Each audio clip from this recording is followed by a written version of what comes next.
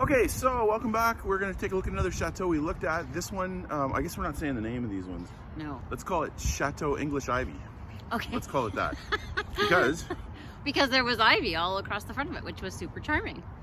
Yeah, you like the look of this. I did. I think it had a lot of potential. I was excited to go see it. I was less excited. It felt a little bit more like an English country manor. Nothing wrong with that. But it was a little less castle-y, a little less French castle. Yes, that's true. So anyways, here, enjoy the walkthrough. Today's chateau is going to be called Chateau Ivy. Yeah, Chateau English Ivy. This one was another one that we were not entirely on the same page on. You were way more for it than me. Yeah, I don't know. I thought it was cute. I like symmetry in buildings.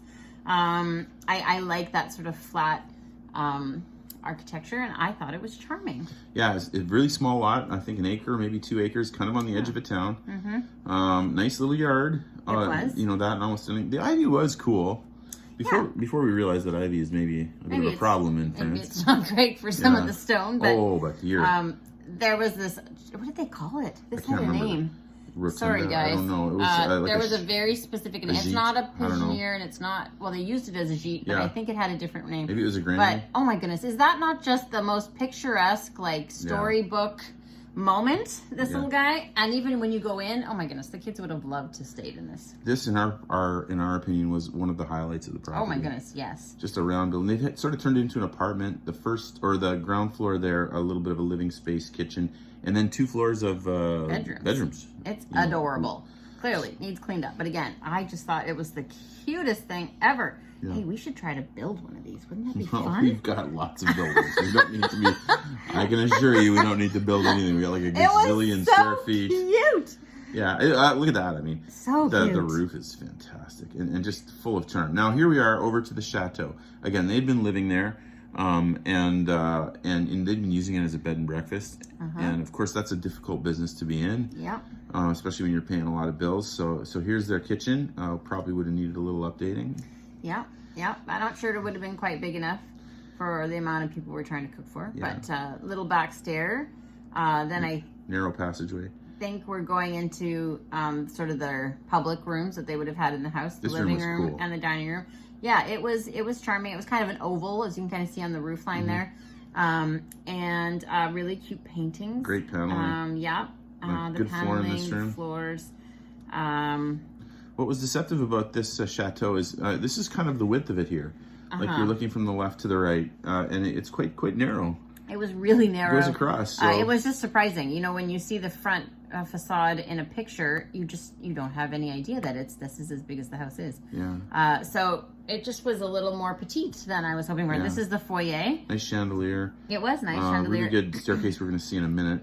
But when you turned to go into the dining room, there was an unusual step up.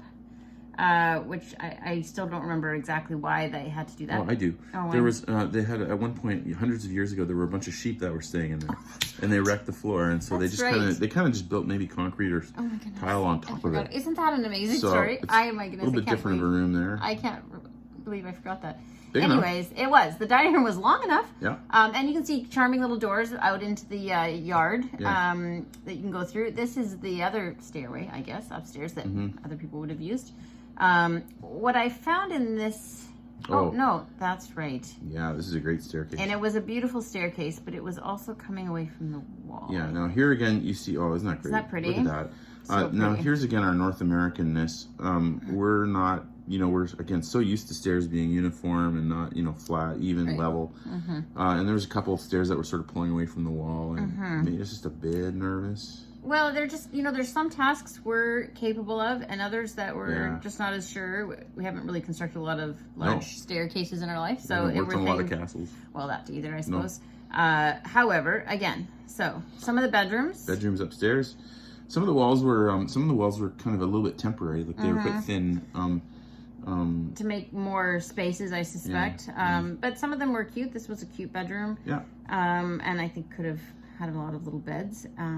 Decent bathrooms in a couple of these too. There were. I think. Yeah, and they kind of all sort of wound around. Like I say, I think they had kind of made more rooms, maybe because of the bed and breakfast, so that they could have other guests and whatnot. So maybe a little decorating needed in the bathrooms there. Well, but they worked. okay. I mean, they're functional. They did. Yeah. Yeah, which at this point, when you're buying an old property, you're just happy everything's clean and it works. Yeah. So. And back up the stairs, I think, to the next one, or maybe we're gonna look at another bedroom here. Yeah. Okay, there we go. So good, some small ones, some big ones, different bedrooms. Would have been a little bit on the small side for us, but I think it was, and I think that's just because it was kind of a narrow house. So there you can see the stairs a little bit, kind of coming away from the wall. Yeah. Makes us simple folk like us nervous. So again, another nice floor. Now compared to the Grifferaie, you know, we got a lot of 15-foot ceilings in that building, and so this was quite a bit lower. And it just felt a little darker in general. Now maybe it's because we live in Oregon a lot and we care a lot about having light, but we're a little sensitive to that maybe. But lots of rain. Yeah, with all the rain here, but it just was a little dark. I did like this. There's kind of like a little this was suite the attic. here at the back. Yeah, I thought the attic. And then look how much light is in the attic, ironically. Great wood too. But look, it's super cute on the outside. Really nice exterior. I like it. And the lanterns outside those are nice. were super cute. And then it even had a pool, which I thought was and it was a lovely pool. It was all gated and charming. So the yard really cute. The house was just cool, just a little bit small and a little bit need a little bit of work. Yep. Yeah, hope you enjoyed it. Okay, so my takeaway were some goods and some not as goods for us. The looks were a little deceiving on the house. It was a bit smaller than we thought they would be on the inside, which was a bit of a deal breaker. However, it had a couple really cute things on the yard that I think you're gonna. Yeah, but ultimately it didn't make our top 5 or top 10 really. Thanks for checking it out. Hope you're having a good day.